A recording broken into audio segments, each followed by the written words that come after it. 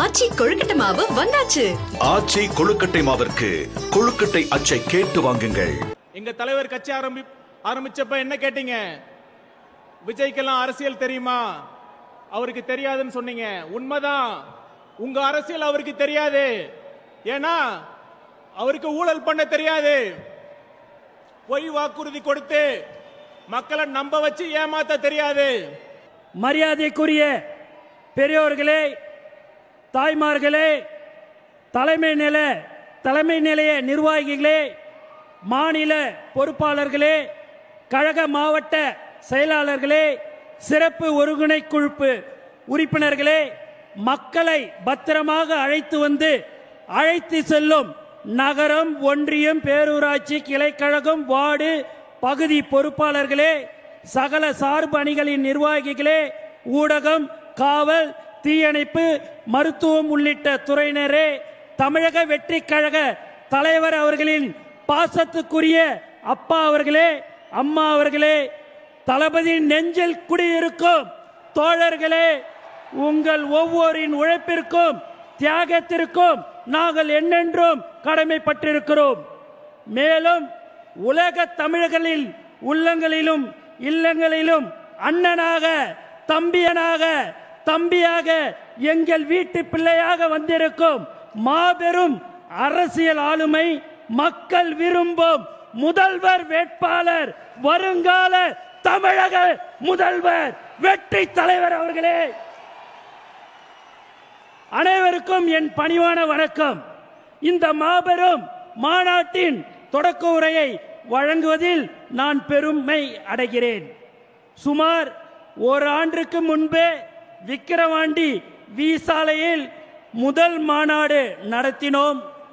அன்று நம் மனதில் இருந்த எண்ணங்களை, ஆசைகளை நம் தலைவரோடு பகிர்ந்து கொண்டோம். நம் தலைவர் அன்று ஒரு கட்சி அல்ல, ஒரு புரட்சியை தொடங்கினார். இன்று கோடிக்கணக்கான மக்கள் படையே இவரோடு நிற்கிறது. இதற்கு பெயர்தான் சத்தமில்லாமல் சாதனை செய்வது. அதே போல இன்று நம் வெற்றி தலைவரின் ஆணைப்படி மதுரை மண்ணில் தமிழக வெற்றி கழகத்தின் 2ஆம் மாநாட்டில் நிற்கிறோம். இத்தனை லட்சம் மக்களை பார்க்கும் போதே ஒரே வார்த்தை தான் தோன்றுகிறது: வெற்றி, வெற்றி, வெற்றி. ஆம், இந்த மதுரை மாநாடும் மாபெரும் வெற்றி அடைந்துள்ளது. சில நல்லவர்கள் ஒரு கேள்வி கேட்டார்கள்: வட தமிழ்நாட்டில் கூட்டம் வந்தது, தென் தமிழ்நாட்டில் கூட்டம் வருமா என்றார்கள். நான் திருப்பி கேட்டேன்: தம்பிகளா, வருவது யாரு தெரியுமா? தாய்மார்களின் செல்ல பிள்ளை தெரியுமா? தமிழ்நாடு அதிரும் தெரியுமா? ஊருக்கு ஊரு, வீதிக்கு வீதி, வீட்டுக்கு வீடு வெற்றி தலைவரின் கொள்கை கூட்டம் தான். வேறு எந்த தலைவருக்கும் 3 நாட்கள் முன்பே குடும்பமாய் கூட்டம் வராது. தலைவா, உங்களுக்கு மட்டும்தான் வரும். தலைவரின் சிரித்த முகத்தை பார்க்கும் போதெல்லாம் இந்த ஆனந்தத்தின் நெஞ்சம் ஆனந்தம் அடைகிறது. நீங்கள் இன்றைய அரசியல் ஆளுமை, நாளைய முதல்வர். உங்கள் பின்னால் நிற்பது பாசத்துக்குரிய கட்டுப்படும் ராணுவ படை. இப்படை நோக்கின் எப்படை வெல்லும். இன்றைய மாநாடு நாம் அடுத்து செய்ய போகும் வேலைகளுக்கு ஒரு வழிகாட்டியாக அமையும். தலைவரின் ஆணைகளை நாம் நிறைவேற்றுவோம். தமிழ் அரசியலில் மாபெரும் சாதனைகளை படைப்போம். நமக்கு தலைவரின் வார்த்தைகளே வேதம், தலைவரின் சொல்லே மந்திரம். தலைவா, நீங்கள் ஆணையிடுங்கள், அது நடந்துவிடும். கழகத்தின் கண்மணிகளே, நாம் இன்னும் வேகமாக வேலை பார்க்க வேண்டும். வேர்வை நதியில் குளிக்க வேண்டும். மக்கள் மனங்களை வெல்ல வேண்டும். நம் லட்சியம் ஒன்றுதான்: இந்த மண்ணும் மக்களும் நல்ல முறையில் வாழ வேண்டும். அதற்கு நம் தலைவர் தான் நாட்டை ஆள வேண்டும். அவர் முதல்வர் நாற்காலியில் அமர வேண்டும். இந்த மாநாடு நம்முடைய எதிர்காலத்திற்கு ஒரு வலுவான அடித்தளத்தை அமைக்கும். இந்த மாநாட்டிற்காக 2 மாதங்களாக அயராது உழைத்த கழக மாவட்ட செயலாளர்களே, சிறப்பு ஒருங்கிணைப்பு குழு உறுப்பினர்களே, நகரம், ஒன்றியம், பேரூராட்சி, கிளைக்கழகம், வார்டு, பகுதி கள சகல சார்பணிகளின் நிர்வாகிகளே, உங்கள் அனைவருக்கும் நெஞ்சார்ந்த நன்றியை தெரிவித்துக் கொண்டு எனக்கு வாய்ப்பு கொடுத்த தலைவர்களுக்கு நன்றி கூறி விடைபெறுகிறேன். நன்றி, வணக்கம். அன்பு அண்ணன் நம்முடைய தமிழக வெற்றி கழகத்தின் துணை பொதுச் செயலாளர் சிடிஆர் நிர்மல்குமார் அவர்களை அன்போடு அழைக்கிறேன்.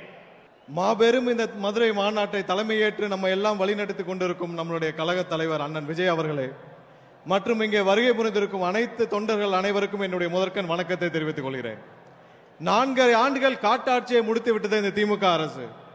விவசாயிகள் ஆரம்பித்த அரசு ஊழியர்கள் முதல் இன்றைக்கு தூய்மை பணியாளர் வரை அனைவரும் கடுமையாக நேரடியாக பாதிக்கப்பட்டுள்ள இந்த திமுக அரசால், திரு ஸ்டாலின் அவர்கள் தலைமையிலான அரசால் விவசாயிகள் ஒவ்வொரு நொடியும் பாதிக்கப்பட்டார்கள். இன்றைக்கு நேற்று பார்த்திருப்போம் தூய்மை பணியாளர் வரைக்கும் எவ்வளவு பாதிக்கப்பட்டார்கள் என்று. எத்தனை நாட்கள் நாம் இதே மாதிரி புலம்பிக்கிட்டு இருப்போம்? இதற்கெல்லாம் ஒரு விடை வேண்டாமா? கண்டிப்பாக வருகிற 26 நடைபெறும் தேர்தலில் தமிழகத்திற்கே ஒரு விடுதலை என்றால் நம்மளுடைய தலைவர் அண்ணன் விஜய் அவர்கள் முதலமைச்சராக பொறுப்பேற்கும் அந்த தருணம் மட்டுமே தமிழருக்கு ஒரு விடுதலை. என்கிட்ட சொல்றாங்க ஒரு சில பேர், உங்ககிட்ட சீனியர்ஸ் இல்ல, நீங்க எப்படி ஆட்சி அமைப்பீங்க, அட்மினிஸ்ட்ரேஷன் பண்ணுவீங்கன்னு. யாருங்க சீனியர்? மக்களை பார்த்து ஓசினி ஏளனம் செய்த பொன்முடி சீனியரா? 1000 ரூபாய் திட்டத்தை கொச்சையாக பேசிய துரைமுருகன் சீனியரா? சென்னை மாநகராட்சியை அட்டூழியம் செய்து அழித்துக் கொண்டிருக்கும் சேகர்பாபு சீனியரா? இல்லை மதுரையில் பத்திரப்பதிவில் அனைத்தையும் தமிழகம் முழுவதும் பத்திரப்பதிவு ஊழலை செய்து கொண்டிருக்கும் மூர்த்தி சீனியரா? இவர்கள் எல்லாம் 30 ஆண்டுகள் 40 ஆண்டுகள் இந்த தமிழகத்தை கொள்ளையடித்தது போதாதா? நம்மளுடைய தலைவர் உங்கள் அண்ணன் விஜய் அவர்கள் இந்த கூட்டத்திலிருந்து ஒரு தம்பி, ஒரு தங்கை, ஒரு அண்ணன், ஒரு அக்காவை தேர்ந்தெடுப்பார் அடுத்த வருடம். அந்த தேர்ந்தெடுக்கும் அந்த நபர் அமைச்சராக தலைமைச் செயலகத்தில் உட்கார்ந்து ஒவ்வொரு நொடியும் மக்களை பற்றி மட்டுமே சிந்திக்கும் ஒரு நபராக இருப்பார். என்ன பெரிய சீனியர்? அப்படி என்ன பெரிய சீனியர்? ஒருத்தருக்கும் இங்க இருக்கிற துறையை பத்தி எதுவுமே தெரியாது. ஆனால் நம் தலைவர் அண்ணன் விஜய் அவர்கள் தேர்ந்தெடுக்கும் இங்க இருக்கிற ஒரு தம்பி, தங்கை, அண்ணன், அக்கா அவர்கள் 3 வாரத்தில் அந்த துறையை பற்றி தெரிந்து கொள்வார். 4 வாரத்திலிருந்து என்ன செயல் திட்டம்னு முடிவு பண்ணி டெலிவர் பண்ண ஆரம்பிப்பார். நாட்டை பற்றி சிந்திக்கும் ஒரு நபர் கண்டிப்பாக அமைச்சரவையில் உட்கார வைக்கணும்னா அது அண்ணன் விஜய் அவர்களால் மட்டுமே முடியும். என்னிடம் ஒருவர் கேட்டார், நம்ம ஊர்ல வேலை பார்க்குற ஒரு அக்கா கேட்டுச்சு ஒரு 3 மாசத்துக்கு முன்னாடி, அண்ணா எலெக்ஷன் அப்ப கட்சிக்காரங்கெல்லாம் காசு கொடுப்பாங்க, அதெல்லாம் வாங்கிட்டு விஜய்க்கு ஓட்டு போட்டா அவங்களுக்கு தெரிஞ்சிருமான்னு. அப்பதான் ஒரு விஷயம் எனக்கு புரிஞ்சுது. 3 மாசத்துக்கு முன்னாடியே தமிழகத்துடைய அக்கா மாதிரி தாய்மார் மாதிரி பல பேர் தயாராகிட்டாங்க. ஒரு விஷயம் மக்களே, நீங்கள் யாருக்கு வாக்களிக்க போகிறீர்கள் என்பது உங்களை தவிர வேற யாருக்கும் தெரியாது. ஏழை மக்களை மிரட்டி 500 1000க்கு வாங்க முடியும் என்று நினைப்பவர்கள் யாராலும் இனிமேல் அதை செய்ய முடியாது.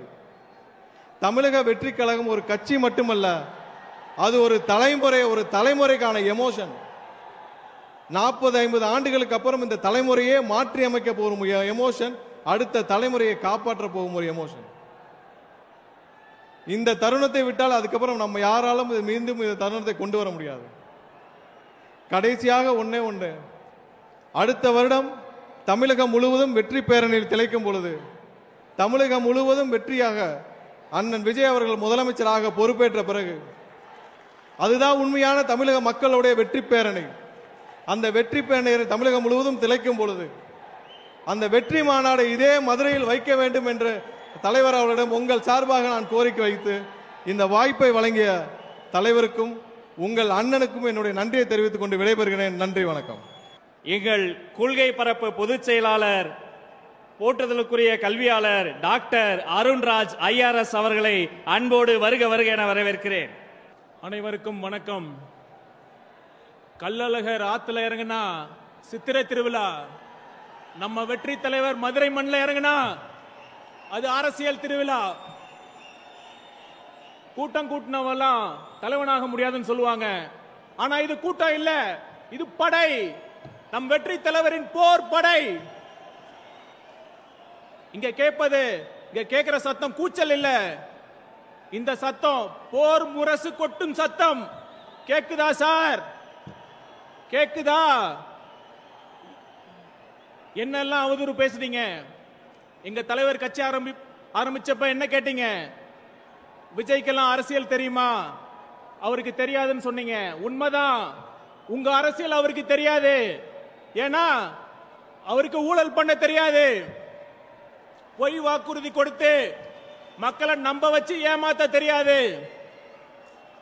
அது மட்டுமல்ல, சொந்த குடும்பத்தை காப்பாத்த மாநில உரிமையை அடமானம் வைக்கும் சுயநலம் அவருக்கு தெரியாது. இந்த மோசமான அரசியல் எங்க தலைவருக்கு சத்தியமா தெரியாது. தெரிய வேண்டிய அவசியமும் இல்ல. மக்களுக்கு உண்மையா நல்லது பண்ணுங்கிற எண்ணம் இருக்குல்ல, அந்த அரசியல் மட்டும்தான் தெரியும். அதை தான் செய்ய போறாரு. பார்க்க தானே போறீங்க. மதுரை மீட்ட சுந்தரபாண்டியனை பத்தி படிச்சிருப்பீங்க. நாளைக்கு தமிழ்நாட்டை மீட்க போகும் சுந்தரபாண்டியன் இதோ. ரொம்ப அடிப்படையான கேள்வி. தமிழ்நாட்டை ஏன் மீட்க வேண்டும்? இந்த திமுக அரசை ஏன் வீட்டுக்கு அனுப்ப வேண்டும்? முதல் காரணம் திராவிட கட்சிகளின் தோல்விகள். இங்க நான் ரொம்ப கவனமா பேசுறேன். திராவிட கட்சிகள் தமிழ்நாட்டுக்கு எதுவுமே செய்யல நான் சொல்ல வரல. ஆனா அவர்களின் தற்போதைய நிலை இதுதான் இங்க ரொம்ப முக்கியமான கேள்வி. பேரறிஞர் அண்ணா அவர்கள் அவர் குடும்பத்துக்காக எந்த சொத்தையும் பெருசா சேர்த்து வைக்கவே இல்லை. இன்னும் சொல்ல போனா அவர் இருக்கும் போது அவருக்கு கடன் தான் இருந்துச்சு. ஆனா இப்ப இருக்கிற அமைச்சர்கள் அப்படிதான் இருக்காங்களா? அமெரிக்காக்காரன் விண்வெளிக்கு வீரர்களை அனுப்பிச்சு அவங்களை திரும்பி பத்திரமா கொண்டு வர டெக்னாலஜியை கண்டுபிடிச்சிருக்கான். சைனாக்காரன் அமெரிக்காக்காரனுக்கே சவால் விடுற மாதிரி டெக்னாலஜியை கண்டுபிடிச்சிட்டு இருக்கான். நாம என்ன பண்ணிட்டு இருக்கோம்? ஒவ்வொரு மசீதிக்கு கீழே கோயில் இருக்கான்னு கண்டுபிடிச்சிட்டு இருக்கோம். இந்த பிளவுவாத சக்திகளை தமிழ் மண்ணில் வேரூன்ற விடலாமா? இதற்கு திமுகவை நம்பினா கண்டிப்பா நட்டாத்துல தான் விட்டுட்டு போயிடுவாங்க. ஒன்னே ஒண்ணு மட்டும் சொல்லிக்கிறேன். போன வாரம் ஒரு முக்கியமான அமைச்சர் வீட்டில் இடி ரைடு. இன்னும் 2 இடி ரைடு நடந்தா என்ன ஆகும் தெரியுமா? நேத்து கருப்பு பலூன், இன்னைக்கு மோடி வருவது தமிழ்நாட்டுக்கு பெருமை. நாளைக்கு பாஜகவுடன் கூட்டணி ஆட்சி தமிழ்நாட்டுக்கு தேவைன்னு சொன்னாலும் சொல்லுவாங்க. அதனால இந்த பிளவுவாத சக்திகளை எதிர்க்கணும்னா சமரசம் இல்லாத கொள்கை வேண்டும். அதற்கு தமிழக வெற்றி கழகம் மட்டுமே ஒரே நம்பிக்கை என்று கூறிக்கொள்கிறேன். இறுதியா ஒன்னே ஒன்று மட்டும் சொல்லிக்கிறேன்.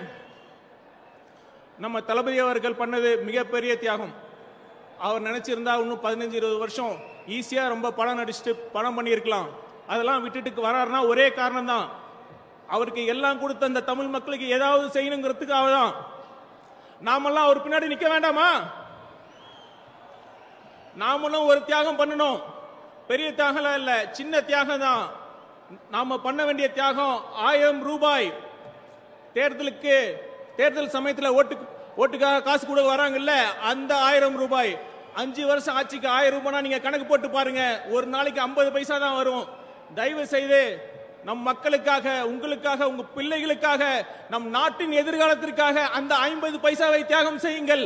நிச்சயமாக தளபதி ஒரு சிறந்த மக்களாட்சியை தருவார் என்று கூறிக்கொண்டு இந்த வாய்ப்புக்கு நன்றி கூறி விடைபெறுகிறேன். நன்றி, வணக்கம்.